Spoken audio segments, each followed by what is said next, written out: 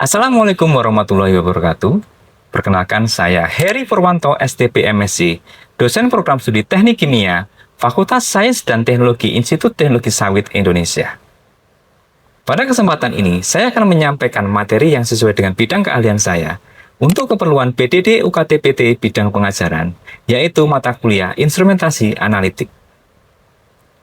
Mata kuliah Instrumentasi Analitik ini ditujukan untuk mahasiswa semester 2 program studi Teknik Kimia dengan kode mata kuliah TKP 1209 dengan bobot 2 SKS yang terdiri dari 1 SKS kuliah dan 1 SKS praktikum.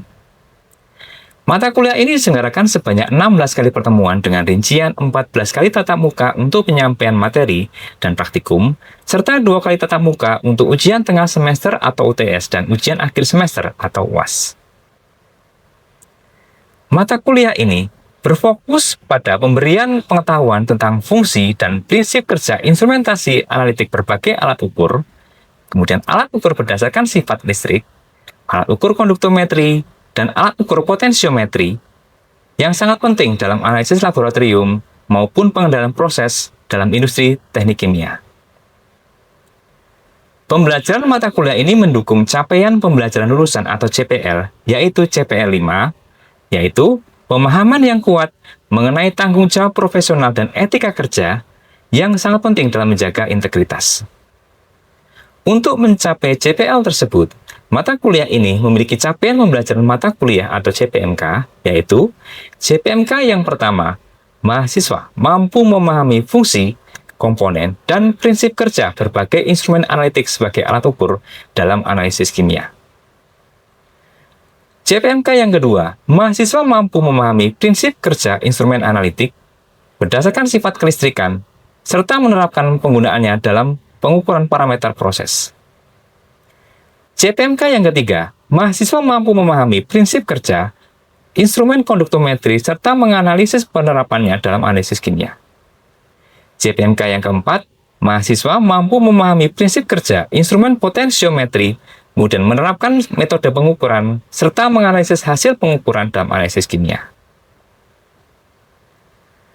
3 komponen aspek pembelajaran pada mata kuliah ini adalah delivery, interaction, dan juga assessment atau DIA.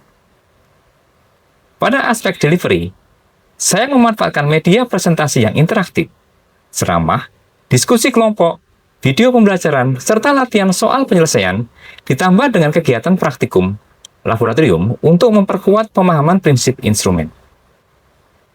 Pada aspek interaction, mahasiswa aktif berdiskusi melalui interaksi 2 arah di kelas, tanya jawab, kuis interaktif seperti menggunakan AHA Slide, analisis studi kasus, penerapan instrumen analitik di industri, serta pelaksanaan proyek berbasis Problem-Based Learning atau PBL. Pada aspek assessment, penilaian dilakukan secara komprehensif dan transparan, meliputi aktivitas partisipatif sebanyak 5%, tugas terstruktur 10%, kuis 10%, praktikum atau portofolio 25%, hasil proyek 25%, ujian tengah semester atau UTS 10%, ujian akhir semester atau UAS 15%, yang mengukur ketercapaian CPMK secara. Referensi yang digunakan dalam mata kuliah ini berasal dari berbagai sumber yang terstandar dan ilmiah. Antara lain, SKKNI Bidang Industri Kimia nomor 165 tahun 2016, buku Viscosity and Flow Measurement karya Van Wazer, buku Instrumental Method of Chemical Analysis karya Ewing, serta Principle of Industrial Instrumentation karya Patra Nafis. Pemanfaatan referensi ini bertujuan agar mahasiswa tidak hanya memahami teori, tetapi memiliki kompetensi standar di industri. Berikut adalah video pembelajaran mata kuliah Instrumentasi Analitik pada pertemuan 1, yaitu pendahuluan atau juga instrumentasi analitik berbagai alat ukur. Selamat menyaksikan dan wassalamualaikum warahmatullahi wabarakatuh. Seluruhnya duduk siap gerak.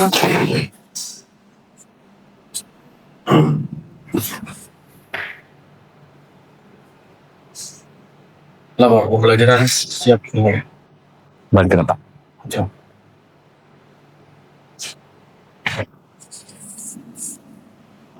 Sebelum memulai pembelajaran, tenang berdoa.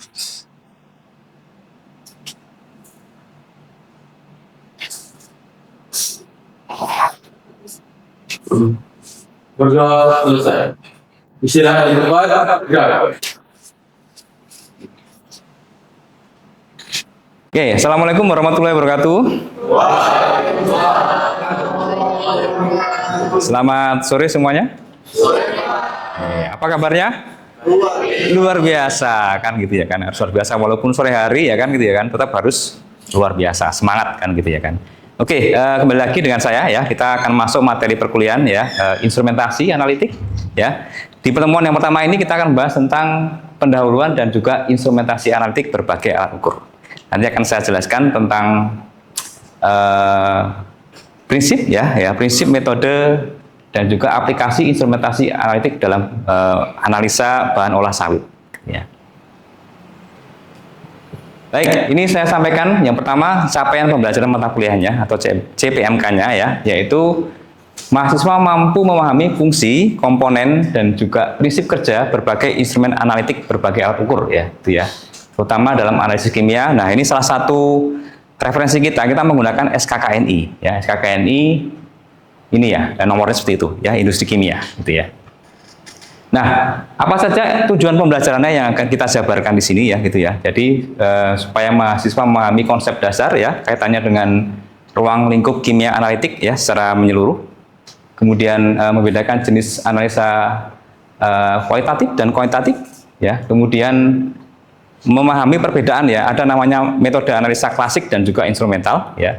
Dan juga prinsip kerja alat instrumentasi, terutama alat analitik yang modern ya, gitu ya. Dan tentu saja bisa memahami melakukan seleksi metode analisis yang sesuai yang digunakan untuk analisa. Nah, inilah tujuan pembelajaran kita yang akan kita lakukan. Oke, yang pertama saya ingin brainstorming ya, ingin mengetahui kira-kira apa yang kalian ketahui tentang instrumentasi analitik ya. Silakan ini boleh di-scan ya. Kemudian dituliskan kira-kira kata atau alat apa yang terasosiasi dengan instrumentasi analitik.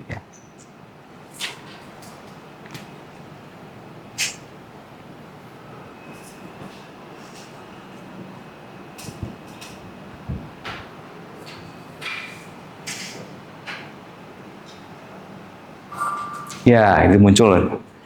Mulai ada nih FTIR ya kan gitu. Nah, ini dia, kita kenal ada yang namanya FTIR, ada GCMS, ya kan, ada AAS. Loh, itu kan ada yang namanya buret, ada namanya termometer.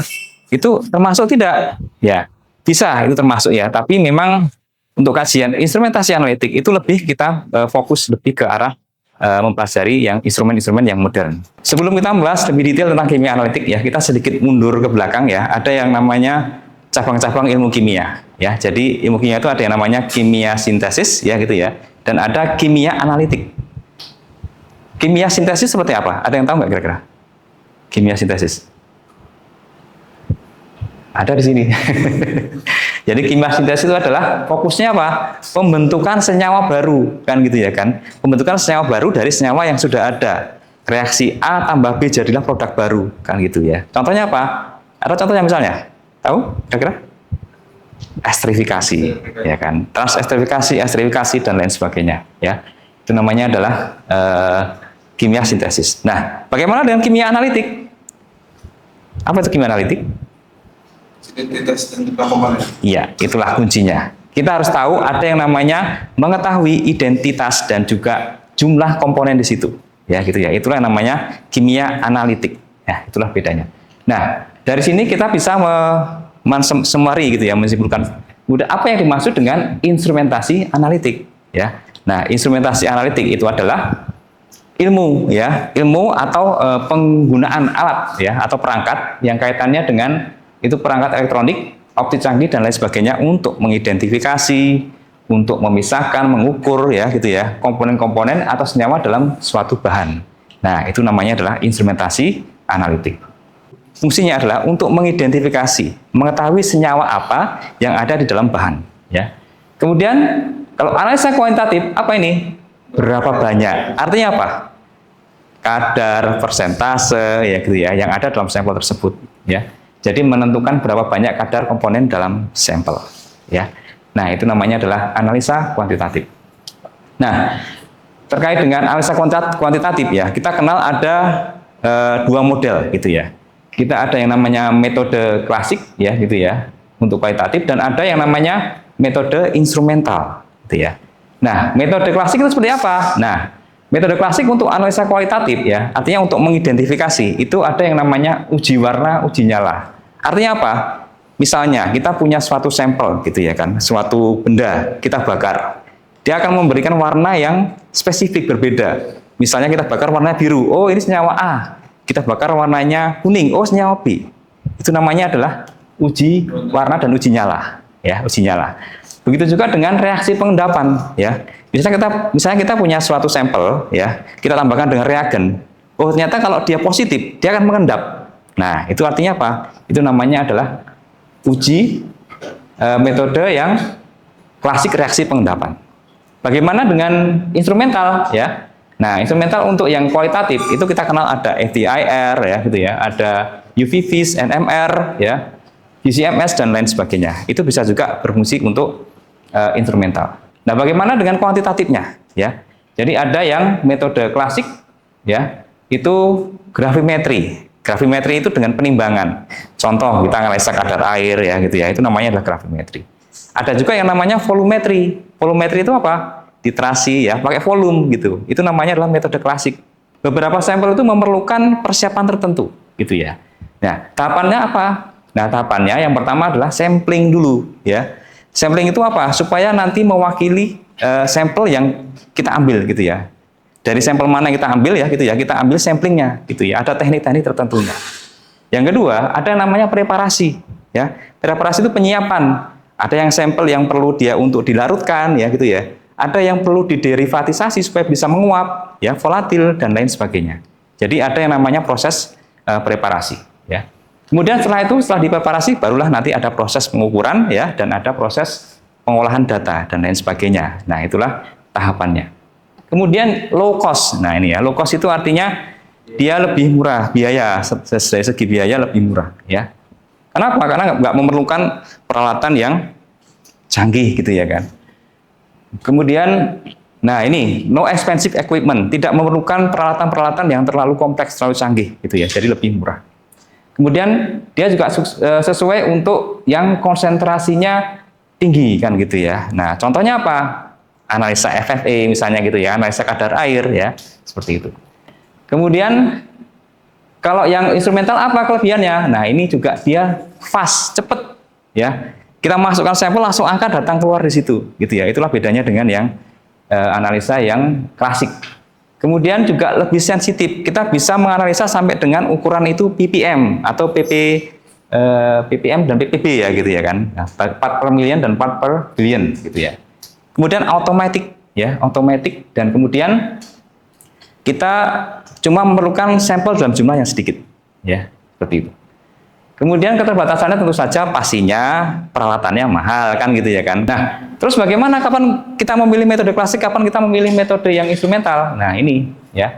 Kalau sampelnya misalnya ya konsentrasinya tinggi, kemudian anggaran terbatas ya, kemudian tidak tersedia di situ alatnya yang canggih-canggih gitu ya, maka kita gunakanlah yang metode yang klasik. Oke, dari sini ada yang mau ditanyakan kira-kira? Oke, silakan. Izin Pak, saya izin bertanya. Jika instrumen modern seperti GC dan HPCL, HPLC cepat dan canggih, kenapa masih metode klasik seperti titrasi itu masih digunakan di laboratorium industri? Oke, terima kasih, Bud ya. Baik, pertanyaan yang sangat menarik gitu ya kan. Kalau misalnya sudah ada instrumen-instrumen canggih, kenapa masih pakai instrumen-instrumen klasik yang lama kan gitu ya kan. Nah, ini kembali kepada tujuan dari analisa tersebut gitu ya kan, dan kondisi sampel yang ada gitu ya. Contohnya apa? Misalnya untuk yang metode yang lama tadi ya gitu ya, itu kan kita bisa menggunakan yang konsentrasinya tinggi gitu ya. Misalnya kita mau menganalisa asam lemak bebas ya. Pastinya kan kita itu nanti yang kita analisa kan konsentrasinya tinggi gitu ya kan. Nah, jadi cukup kita menggunakan analisa yang klasik, analisa lama, misalnya titrasi kan gitu ya kan. Nah, Kalau misalnya kita mau analisa pakai instrumental juga bisa, tapi kenapa? Kembali lagi nanti juga salah satu kekurangannya adalah cost kan gitu ya. Misalnya nanti analisanya itu perlu kita lakukan berulang ya dalam sampel yang jumlahnya banyak ya. Kalau kita menggunakan instrumen yang terlalu canggih gitu ya kan, instrumen ya gitu ya. Nanti kan pasti dia akan memerlukan biaya yang lebih banyak gitu. Nah, jadi kita kembali kepada tujuan dari analisanya apa dan apakah itu bisa dilakukan dengan yang klasik ya. Pastinya kita akan pilih dulu yang klasik seperti itu. Begitu ya? Ya, oke. Kemudian juga untuk optimasi proses misalnya esterifikasi dan juga hidrogenasi gitu ya, seperti itu. Nah, bagaimana prinsip dasar dari instrumentasi analitik itu gitu ya. Nah, prinsipnya adalah kita akan melihat interaksi energi dengan materi ya. Jadi ketika suatu materi kita kenai dia dengan energi ya, baik itu energinya berasal dari radiasi ya, baik itu cahaya, elektron atau ion gitu ya. Kita berikan ke arah sampel. Nah, mereka akan memberikan materi itu akan memberikan respon ya. Mereka akan berinteraksi ya. Nah, ini contohnya ya adalah ada UV, ada infrared ya gitu ya, ada elektron ya. Nanti akan ada interaksi gitu ya antara materi dengan energi, kemudian ada sinyal fisik yang akan dikonversi. Nah, semuanya itu nanti ya yang menggunakan spektro itu kita menggunakan prinsip hukum namanya Lambert-Beer gitu ya. Ini untuk spektrofotometri ya. Jadi absorbansi berbanding lurus dengan konsentrasi analit. Nah, ini spektrofotometri. Nah, ini ya yang lebih detailnya ya, ada namanya instrumen analitik namanya adalah spektrofotometer UV visible. UV visible itu artinya adalah ultraviolet visible, gitu ya. Nah, fungsinya untuk apa? Ya, fungsinya adalah mengukur senyawa-senyawa seperti misalnya ada pigmen, antioksidan dan lain sebagainya. Biasanya itu yang berwarna, ya. Sehingga nanti yang dianalisa itu sebenarnya adalah serapan warna tersebut, ya. Bagaimana dengan zat yang tidak ada warnanya? Nah, kita bisa melakukan preparasi dulu. Tadi kan ada preparasi sampel ya, gitu ya. Zatnya bisa kita berikan warna dulu gitu ya kan. Nah, setelah beri warna nanti sesuai dengan konsentrasinya itu nanti bisa kita lihat absorbansinya berapa ya. Nah, prinsip kerjanya bagaimana ya? Jadi nanti dari cahaya pada panjang gelombang UV atau tampak ya. Nanti akan ada absorbansi yang bisa terukur ya. Ada namanya ketika kita punya suatu sampel dilewatkan cahaya ya gitu ya. Nanti akan ada cahaya yang diserap ya. Cahaya yang diserap itu itulah yang kita ukur, karena itu berbanding lurus dengan konsentrasinya. Nah, aplikasinya bisa untuk minyak goreng, bisa untuk karotenoid, ya gitu ya, antioksidan dan lain sebagainya. Nah, bagaimana dengan analisa FTIR? Nah, ini FTIR ini prinsipnya adalah ada namanya vibrasi. Vibrasi itu apa? Getaran, ya. Vibrasi itu getaran. Jadi, ketika suatu gugus fungsi kita kenai dengan infrared, dia akan memberikan getaran yang spesifik ya, getarannya itu spesifik gitu ya untuk setiap gugus fungsi ya. Misalnya ini ya gugus fungsi CO nanti getarannya sekian, OH sekian, CH sekian dan lain sebagainya. Makanya ini sifatnya seperti sidik jari ya. Setiap bahan itu akan memberikan respon yang berbeda-beda terhadap FTIR, sehingga ini bisa digunakan untuk deteksi pemalsuan minyak goreng misalnya gitu ya. Ya kan kita nggak tahu ya, misalnya minyak goreng yang dijual itu ya ternyata minyak goreng yang direcycle kan gitu ya kan. Itu kita bisa tahu ya gitu ya dari FTIR ini gitu ya. Kemudian monitoring tingkat oksidasi itu juga bisa kita lakukan ya, dan juga adanya kontaminan asing ya.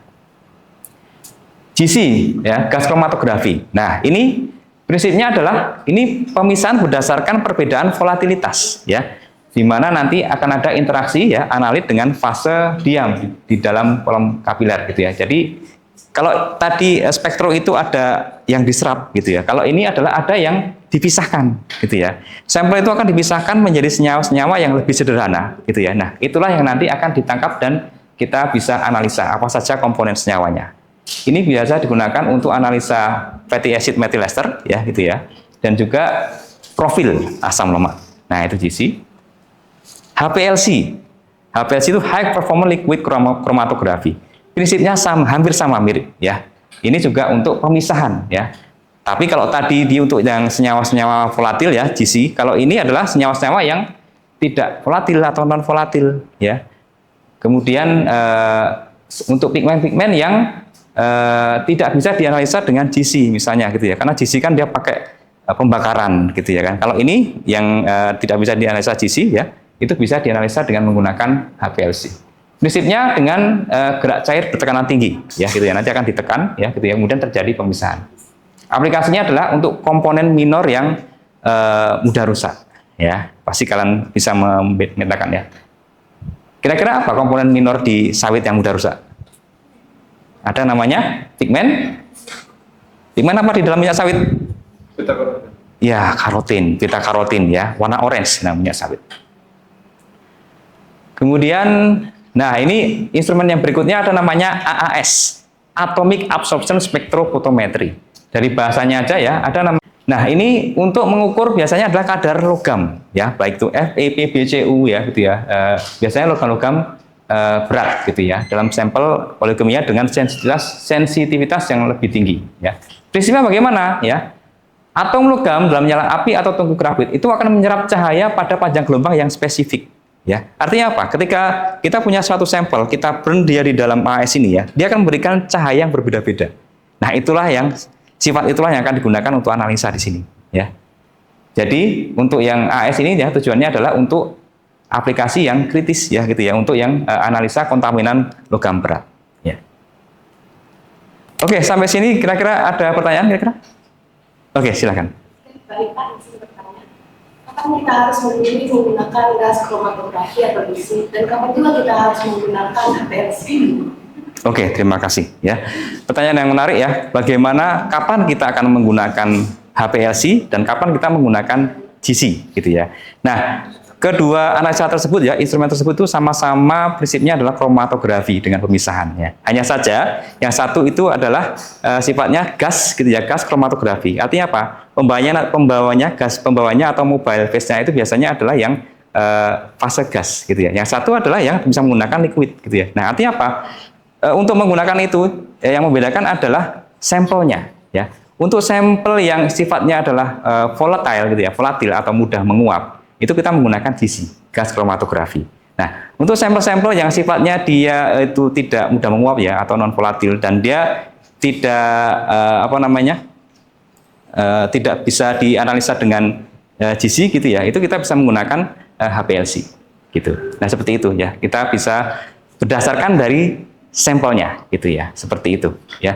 Kemudian kalau di GC ya sebenarnya tidak harus yang volatil gitu ya. Tapi kalau misalnya ada satu sampel kita bisa diderivatisasi gitu ya, kita bisa ubah wujudnya menjadi gas, itu bisa kita aplikasikan analisanya dengan GC gitu ya. Seperti itu? Oke, baik, terima kasih. Oke, sebelum kita masuk ke studi kasus ya, kira-kira ada lagi pertanyaan? Oke, silakan ya. Izin bertanya Pak. Kira-kira apa saja yang menjadi peranan instrumentasi analitik dalam proses skala industri Pak, baik industri oleofood maupun industri oleochemical Pak? Oke, terima kasih. Pertanyaan yang menarik ya, karena ini kan aplikasinya nanti ya gitu ya. Setelah kalian bekerja, ini untuk apa sih sebenarnya gitu ya kan? Karena kan sekarang mungkin hanya untuk penelitian di laboratorium kan gitu ya. Nah, nanti apa kira-kira fungsinya di perusahaan kan gitu ya, skala industri ya gitu ya. Oke, banyak sekali ya gitu ya. Terutama di oleo ya, oleo kan kita kenal ada salah satu kontaminannya itu ada namanya MCPD, monofluoropropanoidal kan gitu ya kan. Nah, itu bisa juga kita analisa ya dengan menggunakan HPLC kan gitu ya. Nah, itu nanti ke depannya seperti itu ya gitu ya. Jadi kita bisa untuk kontrol proses ya, bisa untuk menganalisa kontaminannya dan lain sebagainya. Seperti itu? Ya, Pak. Ya, oke, silakan didiskusikan sebentar.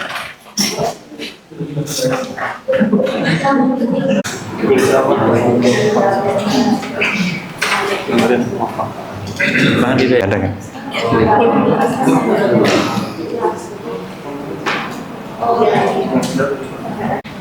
Nanti si Ruta yang baca hasilnya.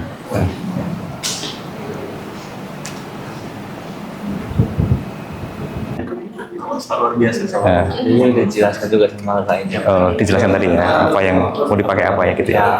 Ya. Ya, udah baik lah Pak. Udah agak paham lah. Kalau dikit ya. Karena prosesnya harus benar. Lanjutlah diskusinya. Iya Pak. Diskusikan ya kan apa kira-kira kesimpulannya.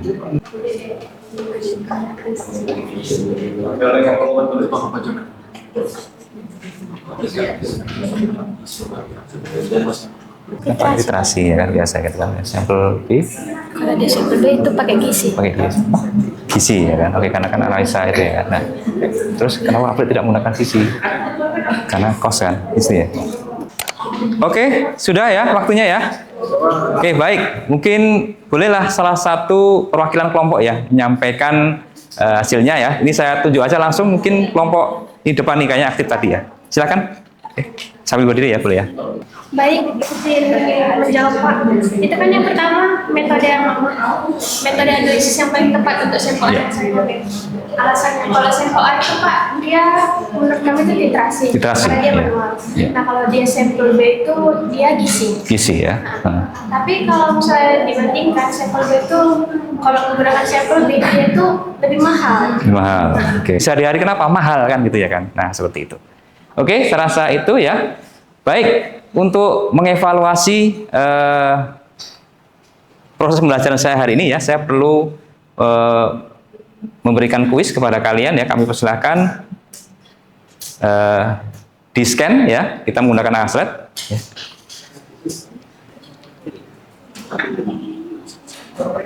Nilainya ya dari kuis kita hari ini ya. Selamat untuk kita ya. Jadi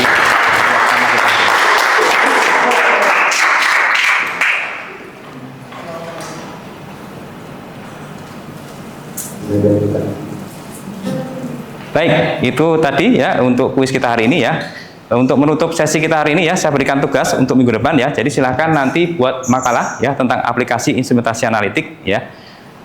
Terutama untuk oleofood dan oleokimia ya. Jadi dalam 20 halaman PowerPoint ya, ini kelompok 4 orang saja. Dikumpulkan 1 minggu dari sekarang ya. Baik, saya rasa itu ya pertemuan kita hari ini ya. Terima kasih atas waktunya. Ya, sampai jumpa lagi di pertemuan yang mendatang. Terima kasih, saya akhiri. Assalamualaikum warahmatullahi wabarakatuh.